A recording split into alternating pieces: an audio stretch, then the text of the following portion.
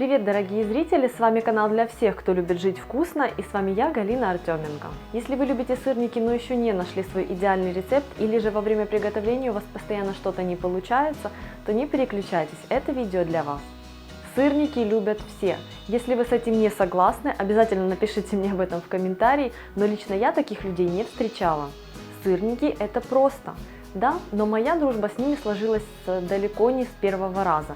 Они то расплывались, то получались слишком какими-то клейкими, то кожица отходила от основания. В общем, было очень-очень много разных неприятностей с приготовлением этого, казалось бы, такого простого и такого ежедневного блюда. Мне не нравились рецепты, в которых слишком много муки и сырники получались похожими на оладьи, или были и вовсе плотными, как хлебные лепешки. Но, наконец, я пришла к тому рецепту, с которым сырники у меня получаются идеальными всегда. С вами сегодня и буду им делиться. Но для того, чтобы сырники получались всегда, очень важно пользоваться одной главной хитростью. Эта хитрость – это правильный выбор творога для сырников. В моих сырниках нет лишней муки и жидкостей, поэтому творог здесь ключевой и самый главный ингредиент. Не берите обезжиренный творог, лучше всего берите 5% или 9% творог. В обезжиренном бывает слишком много влаги, из-за чего сырники могут попросту поплыть. Для сырников я всегда беру плотный и довольно сухой творог, но при этом крупинки его довольно просто растереть между пальцами.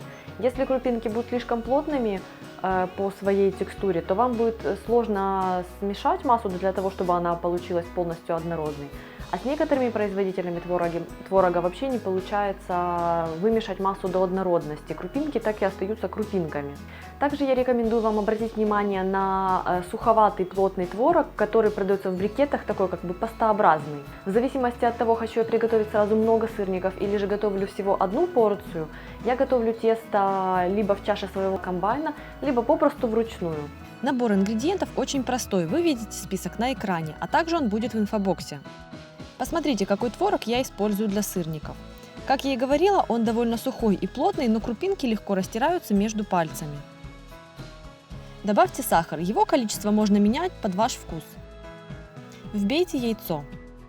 Перемешайте смесь до однородности. Мне удобнее всего делать это при помощи вилки.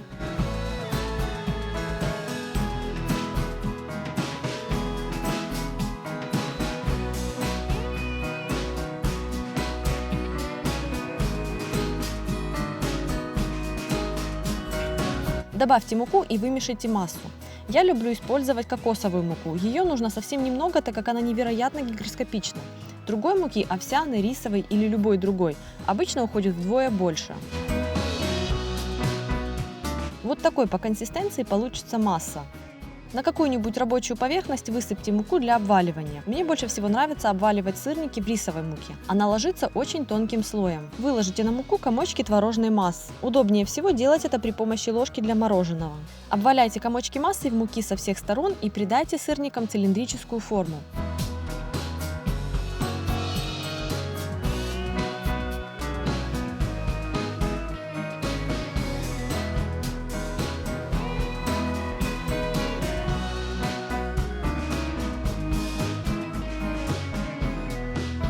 Хорошенько разогрейте сковороду и смажьте ее растительным маслом. Выложите на нее сырники и готовьте на среднем огне.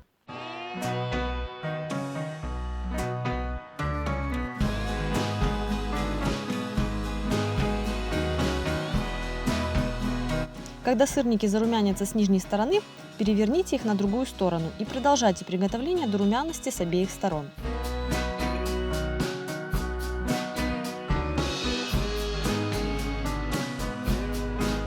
Обязательно дополните горячие сырники сметаной. Приятного аппетита!